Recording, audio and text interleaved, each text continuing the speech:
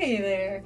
How did your October go? Did you get your redirects in? All those redirects that you said, I'm going to feel good, I deserve to feel good, and whatnot. And are you ready for November? So this is Jeannie Blaha. Take a walk with angels and joyflames.com.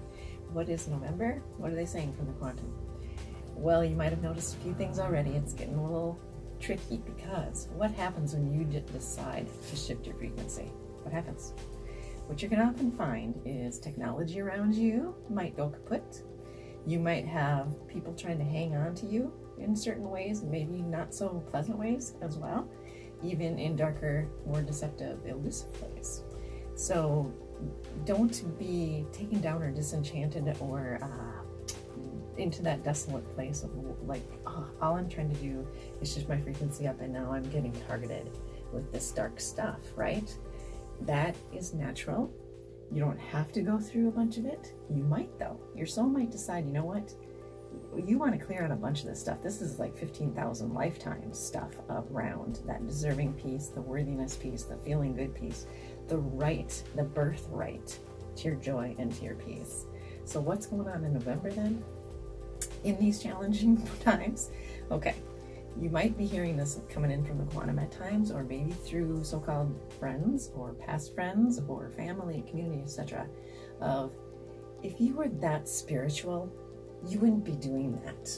Or if you were really like that far advanced as a soul, you wouldn't be acting like that.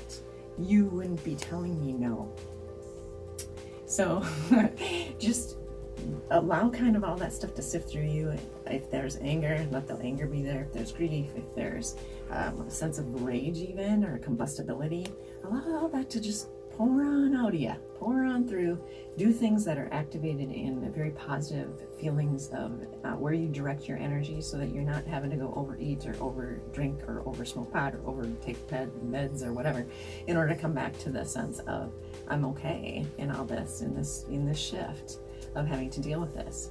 There is a very common misconception of if a person is very kind and loving, that they get stomped all over, that people get to take advantage of them, that people get to use them. No, that is not spiritual. It is not loving.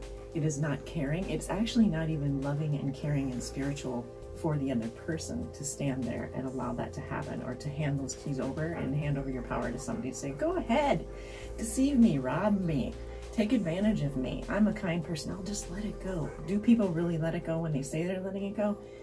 Not if it's getting internalized and repressed or suppressed, where you know you're supposed to have a voice about something. Maybe it's not just for you. Maybe it's for a collective. Maybe it's for a community. Maybe this is going to be the answer when you take that step forward and have a voice. You're actually activating fields of energy out there having to do with many other people that are trying to not shrug something off anymore, not get used anymore, not get taken advantage, not get thieved, having people rob from you because they think they're too nice, they're not going to do anything about this. So November, you might get these little trials and challenges coming in here. I've been hearing a lot of this, like, man, it's like they won't listen to me, even though they know at a gut level who I am. I've heard from people who say in business that they come to the table with all this experience, genuine life experience, and people are not paying attention to what they bring to the table. Instead, they're mowing over them if they can attempt to do so. And so the answer is, what are we doing in November? We're having a voice. We're taking a stance. We're saying, no, the corruption, it ends. This idea that the light has to keep getting targeted with the dark and sent into the never land, where will we just keep walking away from the challenges or walking away from all that corruption and illusion and deception on the planet? Or do we say, no, we don't have to take that? And so yes, November is definitely going to be about maybe finding your voice because it's going to matter to tens of hundreds of thousands of other people at the same time. Because when you impact in a way that you say, wait a minute, I'm not going to have my power taken away like that. I'm not going to deactivate my connection to my power. And I'm going to stand in there, because how do you know that the people that are coming towards you with this sense that they're going to take advantage of you, use some sense of deception and illusion and faking and making a mockery of the truth and etc. How do you know that they didn't need you to end their own destruction, to end their own destructibility, to end their own self-deception? to maybe on a soul level at some point they said, I gotta meet up with you, this person over here, somewhere in my life, maybe when I'm 37, maybe when I'm 45, I'm gonna meet this person who's gonna help me put an end to all that self-destruction, all that self-disempowerment. Because if anybody is coming at you and gonna take advantage of you or take your power, think they can, because nobody can really take our power, we have to start it over.